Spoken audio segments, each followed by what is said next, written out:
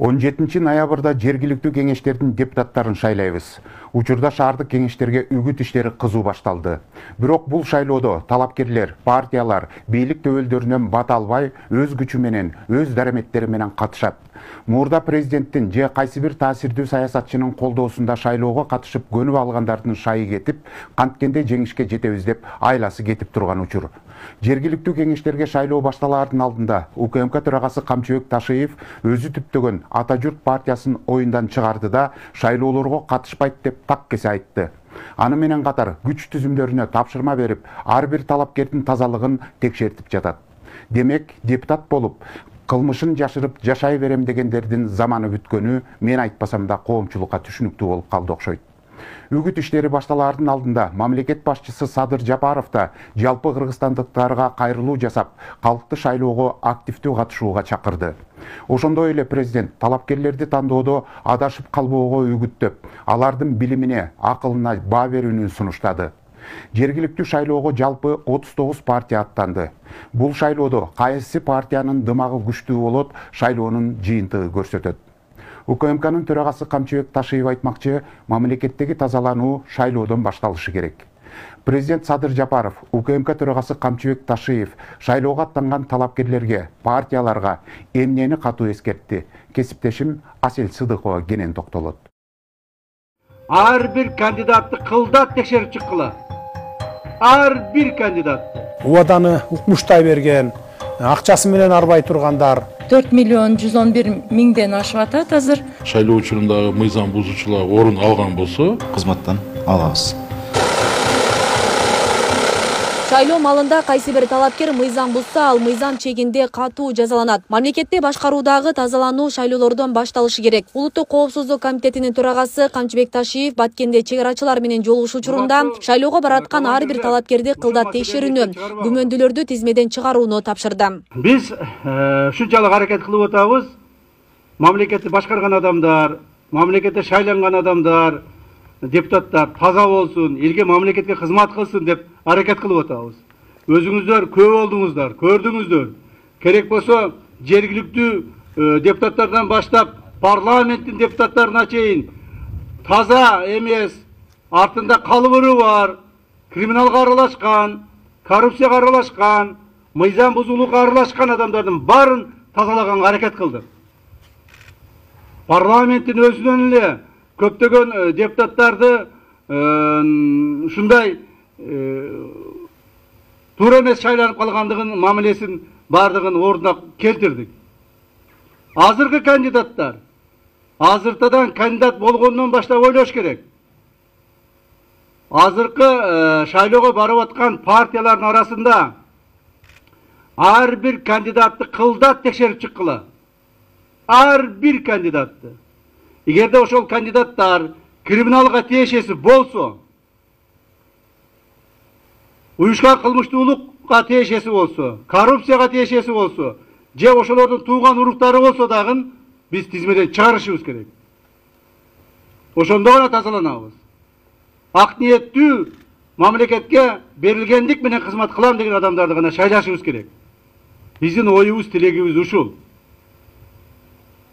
Ал эми шайлоо маалында шайлоо бузуучулукка бара турган болсоңуздар, кайсы бир кандидаттар шайлоочуларды сатып алууга аракет кылган болсо, алар мыйзамдын чегинде катуу жазаланат.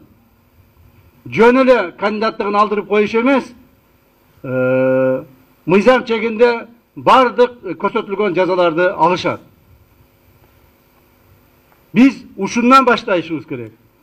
Тазалануу, мамлекетти башкаруудагы тазалануу шайлоолордон башталыш керек. Мамлекет эч кандай талапкерди партияны дагы тандабайт. Эми мурдагыдай бирөөнүн эркине басым жасоого жол берилбейт. Камчыбек Ташиев укук коргоо органдары, прокуратура, жергиликтүү бийлик органдары жетекчилери жана кызматкерлери коопсуздук органдарын шайлоону өткөрүүдө мыйзам бузуучулукту болтурбоо боюнча кылдат көзөмөл кылууга чакырды. Мажбурлап ар түрдүү башка адамдарга добуш бергенге мажбурлашат. Мындай эми болбойт. Мындай болбошубуз керек.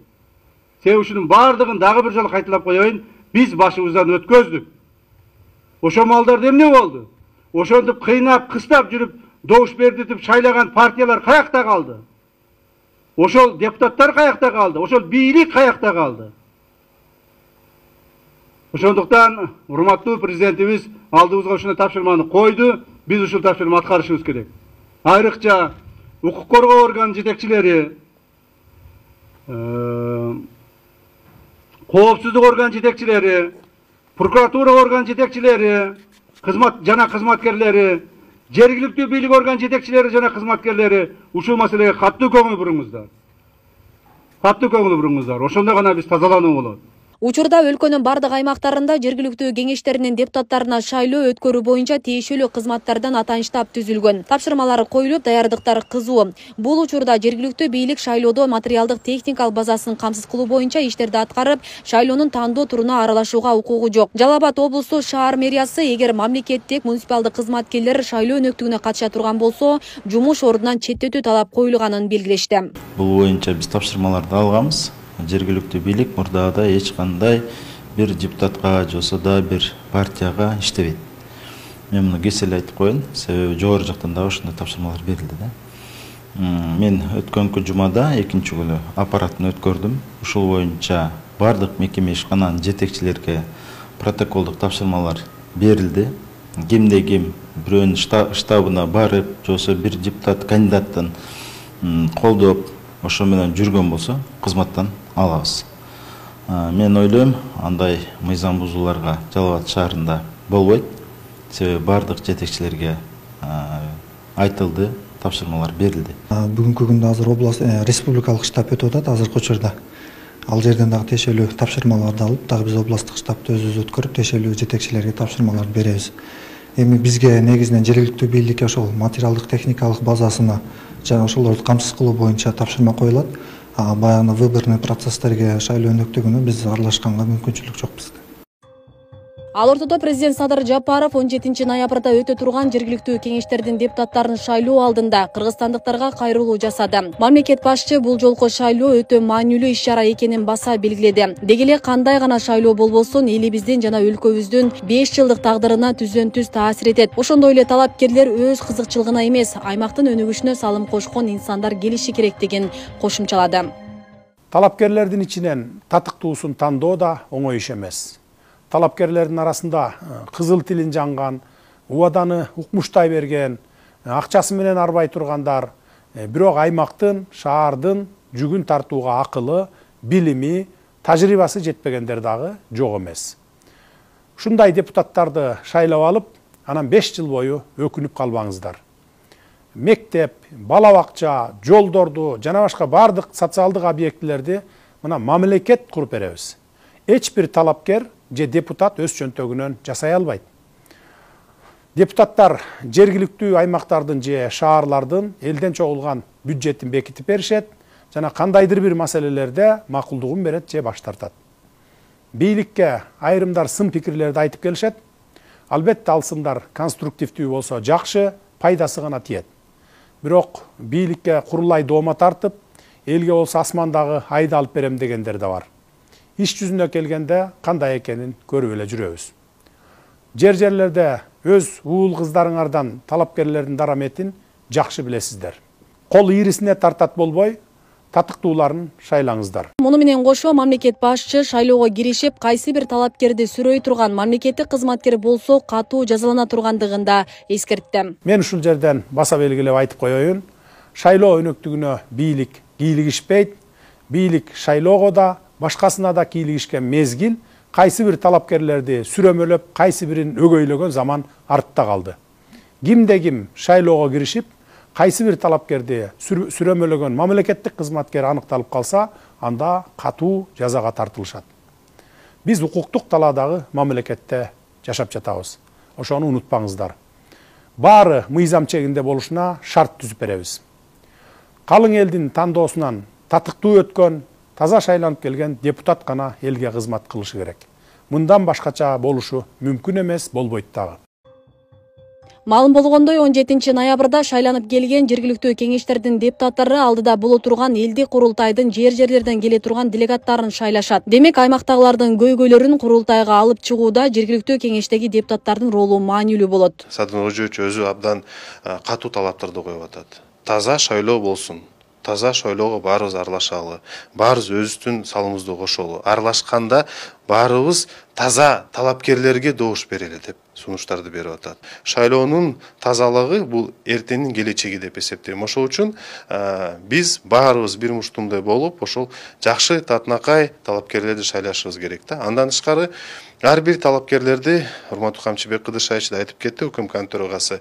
Сөзсүз текшериш керек да. Ошол катталган партиянын тизмесинде болобу, же өзлөрү мындай өзүнү көрсөтүп аткан талапкерлер болобу, аларды баарын текшериш керек. Мүмкүн алар мурун ушкан кылмыш топторго аралашкандырбы, же соттолгон болобу, же болсо ушундай жаман көрүнүштөргө аралашкан болобу, же болсо бир бүгүнкү күндө ошол бийликте отурган туугандары болобу. Ушундай талапкерлер негизи барбаш керек менин оюмчачы. Анткени коом карап турат.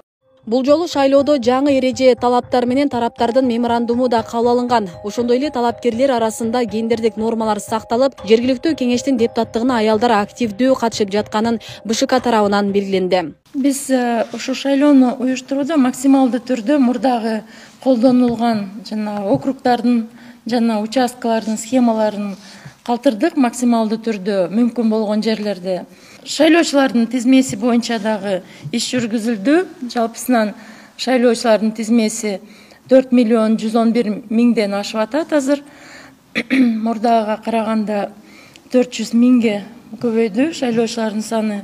Бардык партиялар бул БШКда талкуулап, ошондой бир нече эрежелерди меморандумга киргизип, ошолорго кол коюп атат. Ошентип 18 октябрга караган түндөн тарта шаардык кеңешке аттанган талапкерлер үгүт иштерин башташты. Ал эми айылдык кеңешке ат салышкандарга 28 октябрдан шайлоонун үгүт иштерин жүргүзө алышат. Бейле кетсек, 17 ноябрда 264 жергиликтүү кеңешке, анын ичинде 33 шаардык, 231 айылдык кеңешке депутаттарды шайлоо өтөт. Асель Сыдыкова, Замирбек Тойчубаев, Регион телеканалы.